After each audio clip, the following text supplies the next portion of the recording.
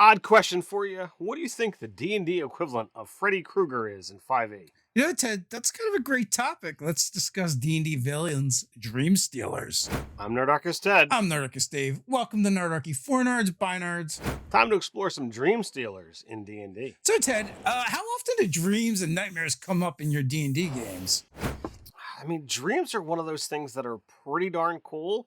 And I mean, even in some of my most recent sessions in the home game, I totally used, a dream walker and some, Cthulhian type things that were related to dreams right away. Yeah, it's just another element, another area to explore. One of the things we can do in Dungeons and Dragons as the Dungeon Master and as well as players is have our characters travel to other planes of existence, other dimensions. Although a lot of times, they got to be high enough level. It's not actually easy to do, requires powerful magic. But dreams and nightmares, like you can enter these scapes, basically as a narrative tool from the Dungeon Master very easily if he or she wants to include it into their game. So it offers another dimension to the game, figuratively and literally, depending on how you interpret dreams. There's even 7 monsters that include the dream spell by default in their stat block. And there's 4 monsters that have dream or nightmare dependent features. Yeah, I mean, we've even done something with the Nerdarchy product, Lord of Dead Dreams, over on the store, which you could go check out. And also there's articles like kind of go alongside it as well. So if you want to see what kind of things we're doing over there to get some ideas. And we actually use dreams as a drug, right? For the Fae, where they have ways of extracting the dream essence of people in the world, and then essentially you have these Fey nobles over in the Feywild or the land of fairy, depending on what you call your Feywild, over there sniffing and snorting the dreams of mortals, and also there's some pitfalls that can happen when you do such a thing. We'll put links to those things down in the description. When you begin to be, or when you're looking at Fae don't always have things affect them the same way. So therefore, the emotions are different. Perhaps they're not as grandiose as like the regular mortals. So experiencing the dreams of someone else where there's these higher emotions of, fear or love or, whatever else, like that could be something that's very cool. And to extract it and use it this way, I think it's an amazing and fun concept. For sure. So, I mean, the question that I want to ask you, the viewer, is how have you been using dreams and nightmares in your games? Do you treat them kind of as another plane, like any other plane, like the elemental planes, the upper planes, the lower planes? Do you address them at all? Do you make them do like vision quests and adventure inside of their dreams, which we've done in the past? Let us know down in the comments below. And, there's no need to dream up those buttons. You actually need to push them if you want to make all the YouTube stuff happy. Like, share, subscribe, even, clicking that notification bell. And a quick reminder, you can head over to Nerdarchy on the YouTube channel on Mondays, Wednesdays, and Friday, where you'll find new content ready for you. So let's talk about a little bit D&D Dream Adversaries, some of the monsters that we can pull right from the books. I went over to D&D Beyond and searched some things out, and everywhere's from a CR4 to a CR28. We've got different monsters that just have access to the dream spell itself. You've got the Quaddle, the Dream Weaver. You've got Fraz Urblu, you got a handful of Kuari, so there's definitely, things that you're ready to just be able to dive right in and get access to these things if you're going to be using them as a big bad or, as something for them to encounter eventually. If they've already got this prepared, imagine if you're mucking up whatever it is that they're doing. All right, fine. I'm going to go and I'm going to play around in your dreams. The dream spell itself is pretty vicious, right? Obviously this isn't something you do in combat because it takes a minute to cast, but it lasts a long time, 8 hours. And let's take a look and see some of the things you can do with the dream spell. This spell shapes a creature's dreams. Choose a creature known to you as the target of the spell. The target must be on the same plane of existence as you. Creatures that don't sleep, such as elves, can't be contacted by this spell. You or a willing creature you touch enters a trance state, acting as a messenger. While in the trance, the messenger is aware of his or her surroundings but can't take actions or move. If the target is asleep, the messenger appears in the target's dreams and can converse with the target as long as it remains asleep through the duration of the spell. The messenger can also shape the environment of the dream, creating landscapes, objects, and other images. The messenger can emerge from the trance at any time, ending the effect of the spell early. The target recalls the dream perfectly upon waking. If the target is awake when you cast the spell, the messenger knows it and can either end the trance and the spell or wait for the target to fall asleep, at which point the messenger appears in the target's dreams. You can make the messenger appear monstrous and terrifying to the target. If you do, the messenger can deliver a message of no more than 10 words, and then the target must make a wisdom saving throw. On a failed save, echoes of the phantasm monstrosity spawn a nightmare that lasts the duration of the target's sleep and prevents the target from gaining any benefit from the rest. In addition, the target wakes up, takes 3d6 psychic damage. If you have a body part, lock of hair, clipping from a nail, or similar portion of the target's body, the target makes its saving throw with disadvantage. Oh my gosh, this spell used against your players as, a villain or the big bad in your game, you can just haunt them night after night and cause them to not be able to get the benefits of a long rest. Eventually, levels of exhaustion can set in, and you can just muck with your players. It is absolutely devastating, to just, go into that. It only takes 6 days, 6 levels of exhaustion to, to actually just kill you. And legitimately, there's very few things in the game that allow you to get rid of exhaustion. So, all right. Hold on. One of those things being a long rest that you can't get because this person keeps haunting your dreams. So, all right, you can only attempt a long rest once every 24 hours. So, the rest of the party has completed a long rest. You're now exhausted. So, are you going to try again and have everybody kind of twiddle their thumbs for 8 hours while you attempt to sleep, or are you guys going to try and press on? Doing so, some DMs might be like, "Oh, well, that's gonna incur you another level of exhaustion because you're pushing through," which could only hasten your demise if you were to keep this process up. So it could be utterly devastating if you were to let that happen. Now, I would say, like, not getting a long rest doesn't automatically give you levels of exhaustions. Like, to me, the way I would do it in my game is you would have to make constitution saving throws. With each night, the difficulty would get more difficult if you're not getting your full rest in. And there are many monsters that can do this more than once per day. So they could actually affect multiple people in the party. So, this could be like the culmination of you just kind of like harrying your players while they're just trying to get to the big bad, or maybe they can't even go right to the big bad. They have to find a way to protect their dreams before they can even think about it now. And then you couple this with, a scry ability that you can keep an eye on what the party is doing. They're going to try and rest now. All right, great. I'm going to target them with, this dream spell or the nightmare version thereof and cause them to, have issues and not get that long rest. So there are some other monsters that are worth mentioning by name because they get some cool abilities. The Gold Dragon, while typically considered a good monster, there's no reason in your campaign it has to be. They actually get an ability where they actually can create a dream demiplane. And now you could use this in several ways. You could use this in like, oh, this is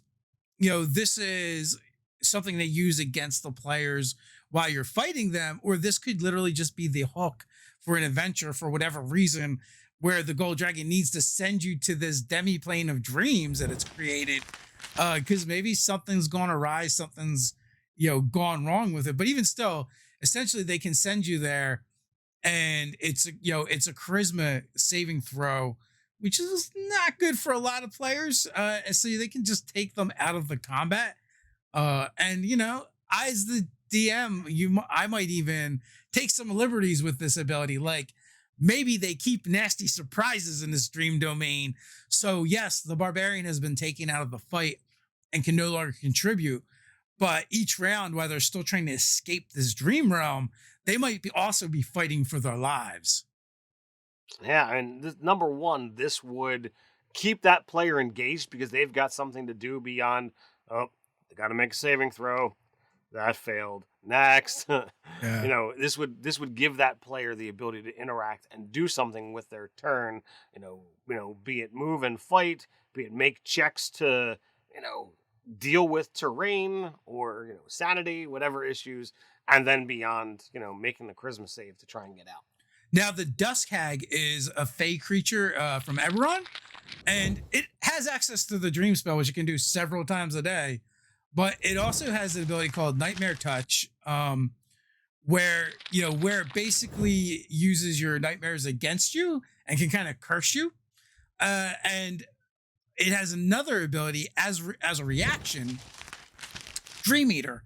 When an unconscious creature the hag can see within 30 feet of regains consciousness, that hag can force the creature to make a DC 15 Wisdom saving throw.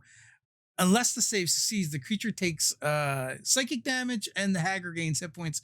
And they have ways of incapacitating you, right? Like the hypnotic pattern and a sleep spell, or just dropping you. And as a reaction, someone gets you up. You've gone down, and maybe you made your saving throw with a 20 and you pop back up, or the cleric brings you back up. And as a reaction, they can make you make a saving throw, do more damage, possibly dropping you right back down and healing from it as well. Yeah, it's pretty devastating. There's also the Yonti Nightmare Speaker, which it can do once a day. Invoke Nightmare. Sorry, once per rest. The Yonti taps into the nightmares of a creature it can see within 60 feet of it and creates an illusory, immobile manifestation of the creature's deepest fears, visible only to that creature. The target has to make a DC 13 intelligence save. On a failed save, they take 2d10 psychic damage and are frightened of the manifestation, believing it to be real. The Yonti must concentrate as if it were a spell, which lasts for up to a minute. The target can repeat the saving throw at the end of each of its turns, ending the illusion on a success, or take 2d10 psychic damage on a failure. So it continues to hurt you throughout, this entire minute. On a thing that is an illusion, and you're the only one that sees it. Apparently it can't be harmed, so, they could be swinging away at it, with a sword. And let's face it, there's not a whole lot of classes that dive into intelligence. So this would be pretty easy to pick off the weak one in the party with an intelligence save. And next up, we have the OG of nightmare creatures, and that is the Night Hag with Nightmare Haunting. Once a day, while on the ethereal plane, the hag magically touches a sleeping humanoid on the material plane. It can be stopped by protection from good and evil that's cast on them, or by sleeping in a magic circle. As long as the contact persists, the target has dreadful visions. If these visions last for at least 1 hour, the target gains no benefit from the rest, and its hit points maximum is reduced by a D10. If this effect reduces the target's hit points to maximum 0, the target dies, and the target was evil. Its soul is trapped in the hag's soul bag. The reduction of the target's hit points maximum lasts until removed by a greater restoration or similar magic. So super powerful magic in order to get that back, and it can be a devastating effect. A Night Hag is only a challenge 5 or 7 if it's part of a covey of hags. So what these abilities kind of represent to me, even more importantly, is just ways that we can use dreams in the game, as the dungeon master. So then it, I guess, begs the question what can the players do with dreams? So this is a place where you could give the DM can give the players a lot of agency for things that are going on. Maybe you allow them to make charisma checks in order to influence things in the dreamscape, summon things that weren't there, change the landscape, bolster allies. You almost like give them access to magic that they didn't have before. Depending on what kind of a DC you set as the DM, really doing crazy stuff that normally you wouldn't be able to do. It also gives you as the player the ability to kind of inform the game. If you use this to describe, oh, I had a dream of a memory, and you get to share your backstory, or oh, I had a dream where my character was doing X, and it could be something where it's something that your character is afraid of, but you as the player totally want to see happen, or it's something that you're informing the group and the DM. Here's something that I would like to do.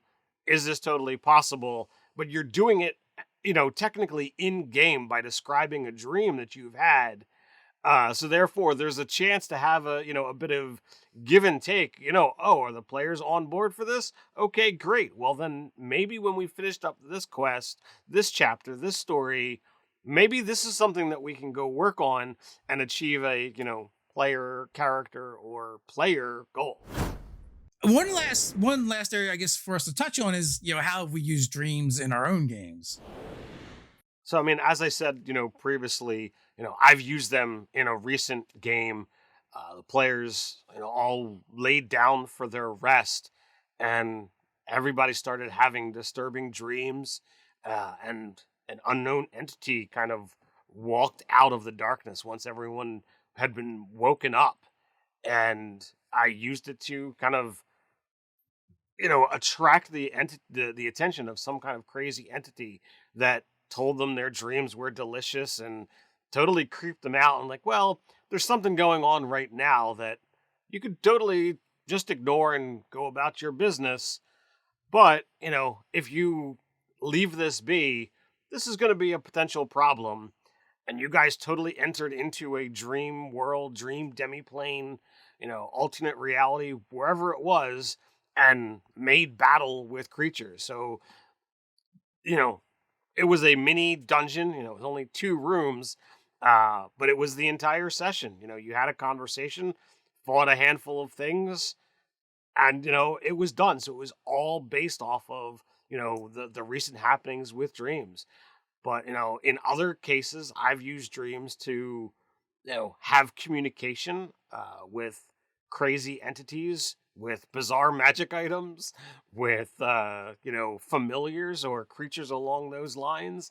The possibilities are literally endless. Yeah, having gods communicate with their clerics or paladins via dream is a great way to do things. I've also done things that are not exactly dreams but close enough, like vision quests, where the group kind of shares in this meditative trance like state and they all go somewhere else together to accomplish things. I've done basically tests that way, where they had to go through trials and tests where they all kind of share this shared vision, shared dream in another world, and they just don't know like what happens when they're in this other place and they leave their bodies. Is what's going on going to affect them in the real world or not? So that is always tons of fun to do. Also, if you wanted to have all your players kind of appear in a dungeon or another place, it could be that their physical bodies aren't there. They're in the dream state and they don't actually know they aren't there. Like maybe there's clues that happen throughout the adventure and story that you're going through, but they have to eventually discover that they're not actually in their bodies, that they're in a waking dream, and then they have to figure out what happens to them in the real world if bad things happen to them in the dream world, right? We definitely done things where we've been in a dream, like these dream kind of adventures, and you wake up and you've got the stuff with you from the dream. So that can be cool as well. It just adds another dimension to the game and another place to explore. Absolutely. So here's another video where we explore dreams and nightmares trapped in a fey dream. Or is it a nightmare? If you'd like to help us continue making videos like this, why not check us out over on Patreon? As a thank you, you'll receive monthly 5e content for players and DMs alike, a chance to game with us, and more. So until next time, Stay nerdy.